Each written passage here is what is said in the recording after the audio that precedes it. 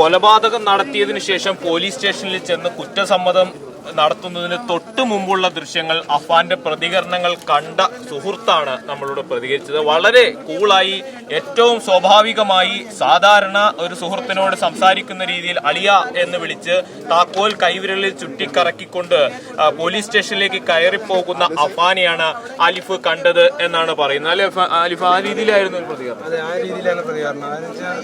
ആ നാളെ നല്ല ഹാപ്പി ആയിട്ടായിരുന്നു. സ്റ്റേഷനിൽ കയറിയിട്ട് നാളെ ഒപ്പിട്ടിട്ട് ഇതാ വരും എന്ന് പറഞ്ഞുകൊണ്ട് കയറിയതാണ് സ്റ്റേഷനിൽ.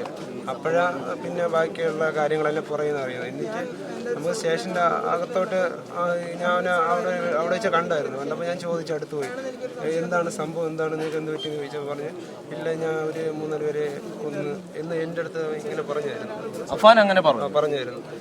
അങ്ങനെ പറഞ്ഞ് സ്റ്റേഷൻ്റെ അകത്ത് പറഞ്ഞത്. ആരൊക്കെയാണെന്ന് പറഞ്ഞിരുന്നത്? ആരൊക്കെയെന്ന് പറഞ്ഞിട്ടില്ല.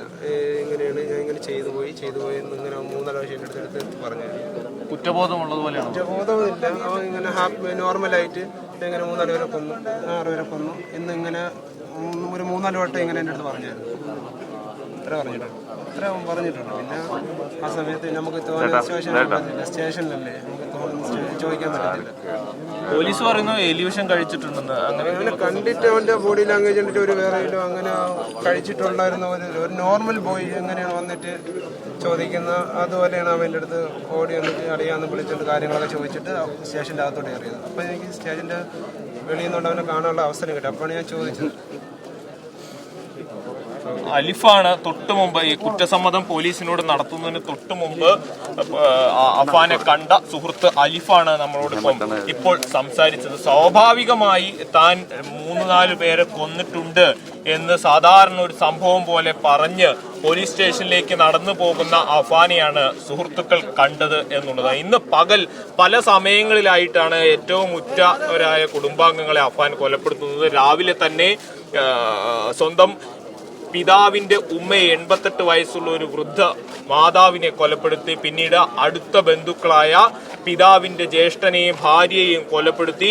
പിന്നീട് സ്വന്തം വീട്ടിലേക്ക് വരികയും വരുന്നതിന് മുൻപായി അഹ്സാൻ എന്ന തന്റെ 14 വയസ്സുകാരനായ അനുജനെയും വിളിച്ച് വീട്ടിൽ കൊണ്ടുവന്ന് വീട്ടിൽ വെച്ച് മാതാവിനെയും അനുജനെയും പെൺകുട്ടിയെയും വിളിച്ചു കൊണ്ടുവന്ന പെൺകുട്ടിയെയും കൊലപ്പെടുത്തുകയായിരുന്നു. ഇപ്പോൾ നാട്ടുകാർ കൂടി ചേരുന്നുണ്ട്.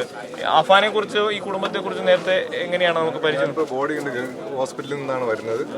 2-3 പേര് ഹോസ്പിറ്റലിൽ അഡ്മിറ്റ് ആയിട്ടുണ്ട്. അതിൽ ഒരാളെ നില ഗുരുതരമാണ്, തള്ളയുടെ, അതായത് പയ്യന്റെ ഉമ്മയുടെ ഗുരുതരമാണ്. അനുജന്റെ മൃതദേഹവും ഇവന്റെ കൂടെ ഉണ്ടായിരുന്ന പെൺകുട്ടിയുടെ മൃതദേഹവും ഞങ്ങൾ കണ്ടിട്ട് വന്നു. മാരകമായ മുറിവാണ്, തലയ്ക്കാണ് മുറിവേറ്റിരിക്കുന്നത്. ഈ പെൺകുട്ടി ആരാണെന്നുള്ളത് സ്ഥിരീകരിച്ചിട്ടില്ല, ആരാണെന്ന് ഇതുവരെയും സ്ഥിരീകരിച്ചിട്ടില്ല.